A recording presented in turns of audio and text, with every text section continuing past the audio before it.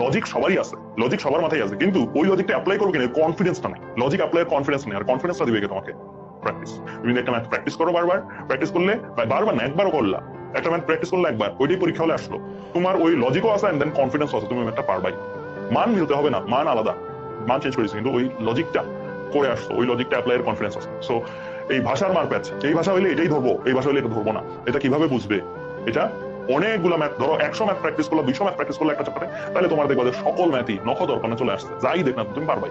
কেন পারবা? কারণ তুমি এতগুলো কনফিডেন্স তোমার মাথায় আছে, এতগুলো ম্যাথের কনফিডেন্স, ম্যাথ করতে পারার কনফিডেন্স আছে। তো তুমি বাকি যে কোনো ম্যাথই দেই না কেন, কনফিডেন্সের খেলাতেই তুমি পেরে ফেলো, তুমি অনেক, এটাই সত্য। সো যেটা আমাদের ক্ষেত্রে হয়, বা যারা চান্স পায় তাদের ক্ষেত্রে হয়, ওরা যে কোনো ম্যাথই তুমি থ্রো করো, যে কোনো ম্যাথে তুমি মন গড়া বানায় দাও, দেখবা পারতেছে। কেন পারতেছে? কারণ লজিক্যালি তারা থিঙ্ক করতে পারে।